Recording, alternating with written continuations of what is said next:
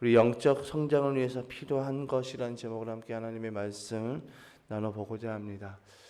시간이 가면서 나이가 들면서 사람은 진보하거나 퇴보합니다.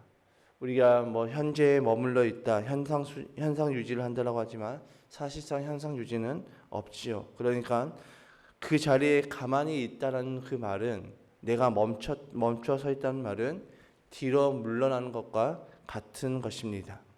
고인물은 반드시 썩게 되어 있습니다. 고인물이 썩지 않을 수는 없습니다. 우리의 신앙생활도 가만히 있으면 정체성을 정체하는 경우가 많지요. 젊을 때는 열정적으로 또 주님을 섬기고 모험하던 사람들도 이제는 나이가 들면서 가만히 있으면서 안전지대만 쫓아가는 경우가 많이 있습니다. 연륜이 들면서 깊어지지 아니하고 고정관념에 사로잡혀서 편견만 늘어가는 사람들도 많이 있습니다. 예전에 배웠던 지식을 계속 우려먹으면서 오래된 그 레코드를 돌리듯이 항상 똑같은 소리만 하는 자들이 많이 있습니다.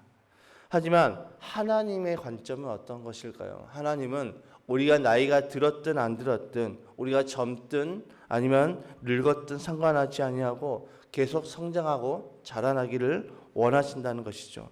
예수님의 장성한 분량까지 지속적으로 변화되고 성숙해질 것을 하나님께서는 원하시고 우리에게 말씀하고 있습니다. 이 개념이 교회적으로나 또 개인의 신앙적으로나 굉장히 중요합니다. 여러분, 우리가 아이들을 키우다 보면은 지금 이제 자녀들을 다 키우신 분들도 계시고 이제 손자 손녀들을 바라보면서 그 아이들을 볼 때도 어떻습니까? 하루가 다르게 성숙한 모습을 보게 됩니다. 저희가 목회자 컨퍼런스를 갔다 와서 2박 3일간 이제 아이들과 떨어져 있었는데 한 3일 만에 돌아왔는데 아이들이 예전보다 더욱더 성숙한 것을 느꼈습니다. 그러니까 우리는 아이들을 키우다 보면서 여러분들도 자녀를 다 키우셨지만 어릴 때 생각해 보면 어느새 이 아이들이 이렇게 컸나라고 모를 정도로 성숙하게 자라나는 모습을 우리는 많이 보게 됩니다. 그런데 만약에 아이가 태어나서 자라지 않는다면 어떻게 될까요? 아이가 태어나서 키가 자라지 않고 몸이 자라지 않고 정신연령이 자라지 않고 여전히 나이가 20살이 되었음에도 불구하고 여전히 어린아이 지능으로 살아가고 있다면 그 아이는 부모님의 이제 근심이 되게 되는 것이죠. 하나님도 마찬가지입니다. 우리가 하나님의 자녀가 되었습니다. 우리가 예수를 믿고 하나님의 은혜로 자녀가 되었는데 우리가 성장되지 않으면 하나님의 관점에서 우리를 바라보실 때 우리가 근심이 된다는 것이죠. 여전히 우리가 수십 년, 10년 이상 신앙생활을 했음에도 불구하고 여전히 우리가 어린아이 신앙으로 머물러 있다면, 정체되어 있다면 그 사람을 바라보면서 하나님이 여전히 사랑하시지만 근심이 되기도 한다는 것이죠. 그래서 우리는 믿음의 성장이 있어야 된다는 것입니다. 그렇다면 우리가 오늘 이 말씀 가운데 우리가 믿음의 성장이 되려면 어떻게 할 수 있을까요? 오늘 본문에 그 해답이 나와 있습니다. 그 원리는 다른 것이 아니라 뒤에 있는 것은 생각하지 않고 뒤에 있는 것은 잊어버리고 앞에 있는 목표를 바라보고 달려가는 것입니다. 13절과 14절의 말씀에 형제 자매 여러분, 나는 아직 그것을 붙들었다고 생각하지 않습니다. 내가 하는 일은 오직 한 가지입니다. 뒤에 있는 것은 잊어버리고 앞에 있는 것을 향하여 몸을 내밀면서 그리스도 예수 안에서 하나님께서 위로부터 부르신 그 부르심의 상을 받으려고 목표점을 바라보고 달려가고 있습니다. 아멘. 여러분, 이 고백을 통해서 사도 바울이 끝까지 타락하지 않고 끝까지 정체하지 않고 믿음의 전진을 이룰 수 있었던 그 이유를 알 수가 있습니다. 사도 바울은 목표점을 바라보면서 달려가고 있었습니다. 가정교회 목회자 컨퍼런스에서 이제 목사님들이 사례 발표를 하였습니다. 사례 발표를 하셨던 목사님들의 공통적인 점이 있습니다. 그것이 무엇이냐면 그분들은 하나의 목표점을 바라보며 나아가고 있었는데 자기도 모르게 어느새 그 위치에 왔다라는 것입니다. 그 위치에 와서 이제는 많은 목사님들 앞에서 사례 발표를 할 수 있는 위치가 되었다라고 고백하였습니다. 그 목표가 무엇이었습니까? 하나님께서 원하시는 교회를 세우자. 하나님이 기뻐하시는 교회를 세우자. 성경적인 교회를 세우자. 이 목표 하나 바라보고 나아갔더니 어느새 교회가 성장이 됐고 어느새 이제 사람들 앞에서, 많은 목회자들 앞에서 사례 발표를 했다라고 고백하였습니다. 가정교회 안에 가정교회 컨퍼런스에서 제가 화장실에서 정말 그 눈에 띄는 그 문구를 봤습니다. 제 마음을 확 사로잡는 문구를 봤습니다. 거기에 이렇게 써져 있습니다. 가정교회의 목표는 성장이 아니라 충성입니다. 여러분, 우리는 늘 교회를 성장해야 된다라는 그런 생각을 갖고 있습니다. 그러나 하나님께서 우리에게 원하시는 것은 교회의 성장이 아니라 하나님을 향한 충성이라는 것입니다. 하나님께서 몸된 교회를 세우시고 그 교회에 우리를 보내주신 이유는 하나님께서 이 교회에서 하나님의 뜻을 따라서 충성하라고 우리를 보내셨다라는 것입니다. 가정교회 그 목사님들도 마찬가지로 내가 충성하고 있었더니 어느새 성장이 되어 있었고 어느새 여러분들 앞에서 사례 발표를 하고 있습니다라고 고백하고 있었던 것처럼 우리가 해야 될 것은 내가 성장하기 위해서 달려가는 것이 아니라 우리가 주님 앞에서 주님이 우리에게 원하시는 것이 무엇인지 그것을 바라보면서 우리는 충성하며 그 길을 묵묵히 나아갈 때 주님이 우리를 붙드시고 우리를 세우신다는 것입니다. 바울도 이와 같은 고백을 하죠. 바울도 모든 것이 하나님의 의도였다라고 고백을 합니다. 바울은 수많은 교회를 세웠고 고린도후서에 보면 세 번째 하늘에 끌려 올라가기까지 했습니다. 영적 체험을 했습니다. 그러니까 교회도 많이 세웠고 성령의 그런 영적 체험도 있었고 성령의 능력도 굉장히 많았다는 것을 우리는 볼 수가 있습니다. 고린도서의 은사장을 보면은 바울은 그 은사에 관해서 굉장히 디테일하게 설명을 하면서 하나님 그 은사를 받을 것을 은사를 사모하라고 우리에게 말씀하고 있습니다.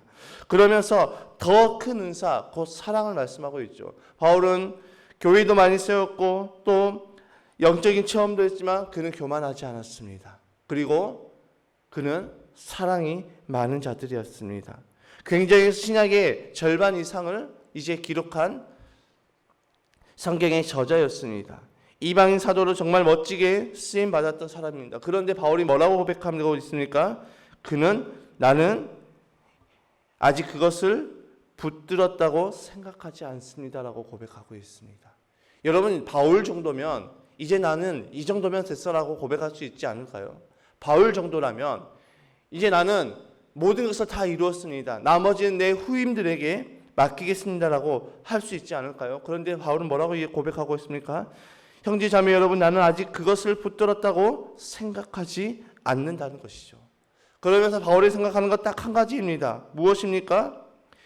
내가 하는 일은 오직 한 가지입니다. 뒤에 있는 것은 잊어버리고 앞에 있는 것을 향하여서 몸을 내밀면서 그리스도 예수 안에서 하나님께서 위로부터 부르신 그 부르심의 상을 받으려고 목표점을 향해서 달려가고 있다는 것입니다.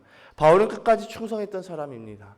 바울은 자신이 이루었던 그 업적을 바라보면서 만족하지 않고 거기서 머물지 않고 나는 아직 그것을 다 얻었다라고 생각하지 아니하고 나는 끝까지 달려가겠습니다라고 고백하고 있죠. 끝까지 달려가겠다는 것이 무엇을 의미합니까?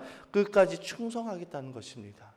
하나님이 나에게 생명을 허락하신 한 하나님께서 나에게 부어주신 나에게 말씀하신 그 사명을 감당하기에 나는 끝까지 충성하겠다라고 고백하고 있다는 것이죠.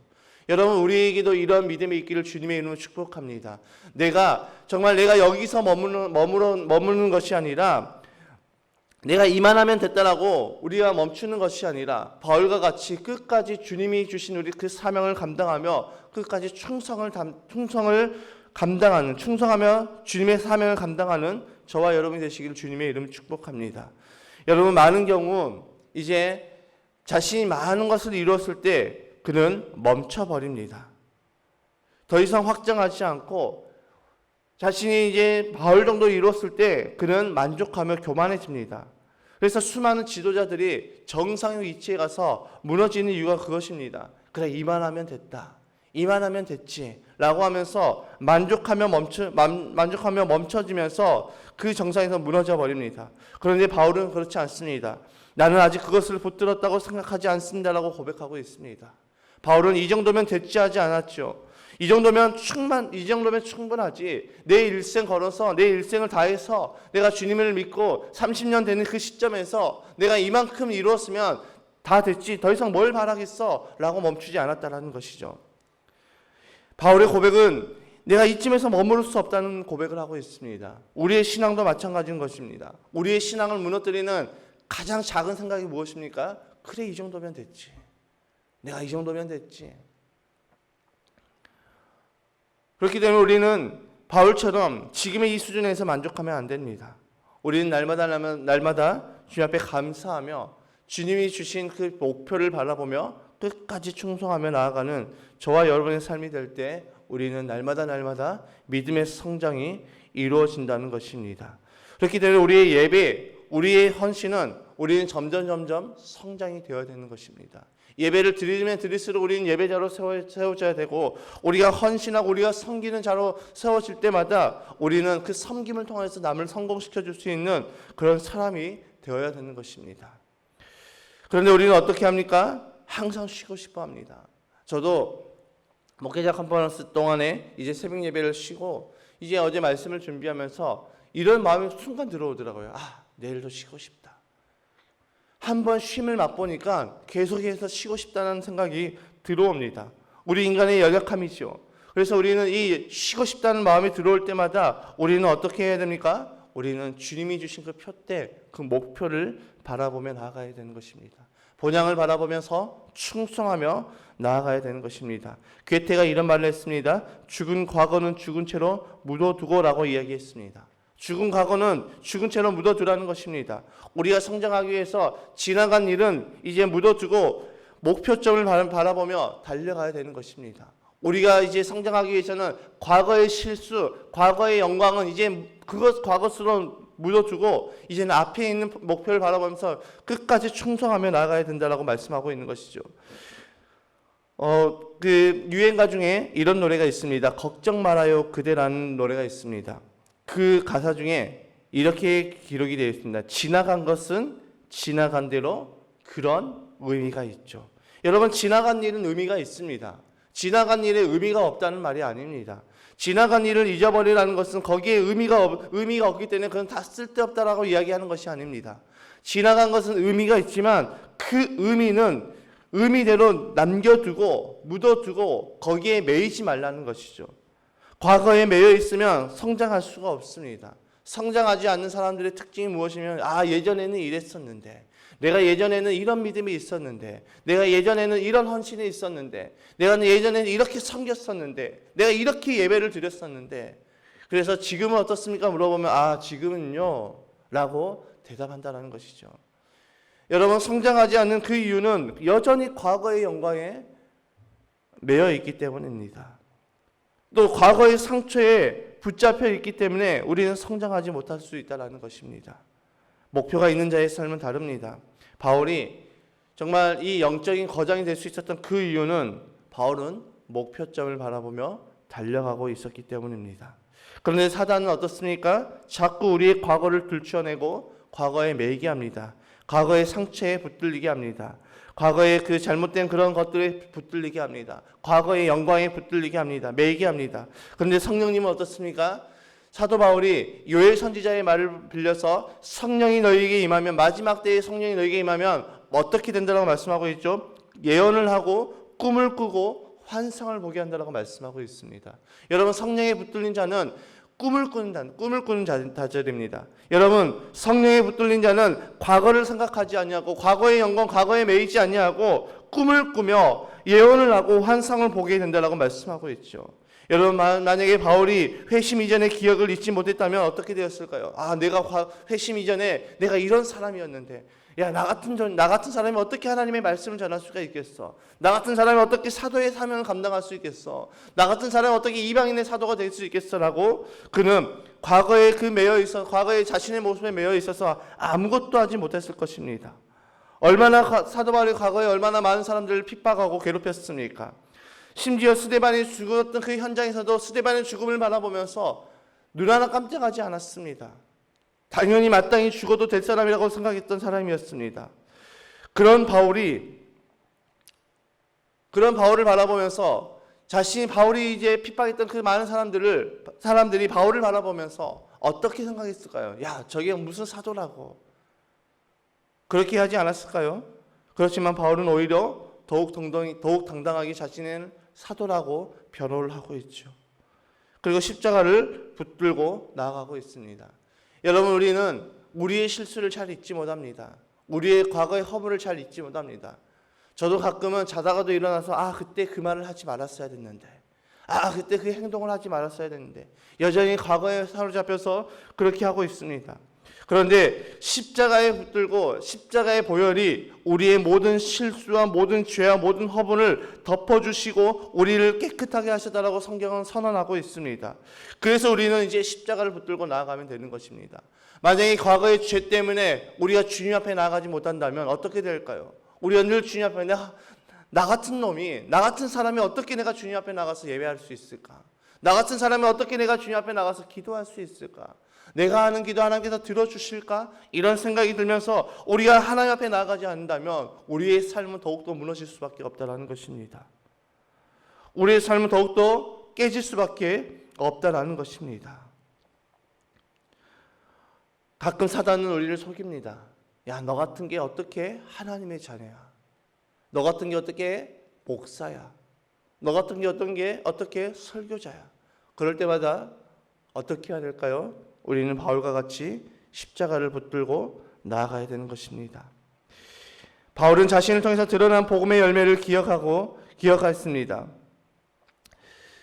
바울은 자신을 통해서 드러난 복음의 열매를 만족하지 않았습니다. 나는 이미 모든 것을 다 이뤘다고 할 수 없습니다. 만약에 그것을 다 이뤘다라고 그가 떵떵거리며 말하고 다녔다면 바울은 교만한 사람이 되었을 것입니다. 그런데 바울은 그러지 않았습니다. 바울은 늘 주님 앞에 서 있으면서 주님의 그 꿈을 바라보며 그 목표를 꾸며 나아갔다라고 말씀하고 있습니다. 14절의 말씀, 그리스도 예수 안에서 하나님께서 위로부터 부르신 그 부르심의 상을 받으려고 목표점을 바라보고 달려가고 있습니다. 바울은 목표를 향해서 전력 질주했습니다. 바울은 그 목표를 바라보면서 뒤를 돌아보지 않았습니다. 뒤에 과거의 그 상처, 과거의 잘못에 매이지 않았습니다. 이 말은 곧 무엇을 의미하냐? 우리가 과거의 잘못을, 과거의 죄를 회개하지 아니하고 용서를 구하지 아니하고 그냥 정말 두꺼운 얼굴로 나아가라, 이런 말이 아닙니다.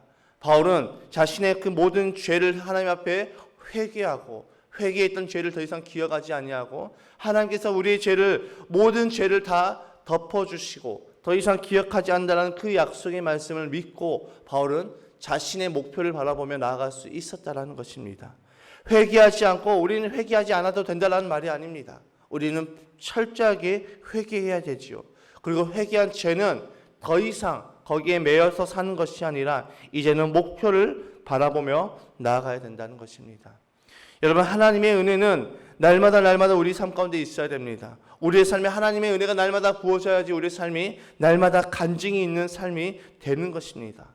오늘 사는 우리의 인생이 그 순간이 간증이 있어야 우리는 타락하지 않습니다. 날마다 우리는 우리의 삶 가운데서 하나님의 역사하심을 바라볼 수 있어야 됩니다. 하나님의 뜻을 구할 수가 있어야 됩니다.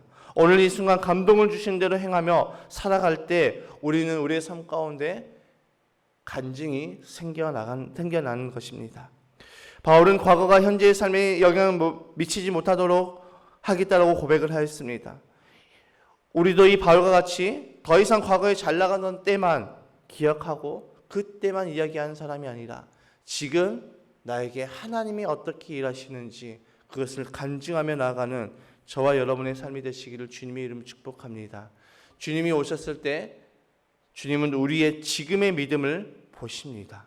과거의 내 영광, 내 믿음을 바라보면서 야, 너 정말 잘했다라고 말씀하시지 아니하고 지금 우리의 믿음을 바라보십니다. 오늘 은혜를 받아서 내일의 꿈을 꾸며 나아가는 저와 여러분의 삶이 되시기를 주님의 이름으로 축복합니다. 오늘 말씀 가운데 영적 성장을 위해서 필요한 것은 뒤를 돌아보지 아니하고 올바른 목표를 바라보며 나아가는 것입니다. 그 올바른 목표가 무엇입니까? 히브리서 12장 2절에 믿음의 주요 온전케 하신 이인 예수를 바라보며 나아가는 저와 여러분의 삶이 되시기를 주님의 이름으로 축복합니다.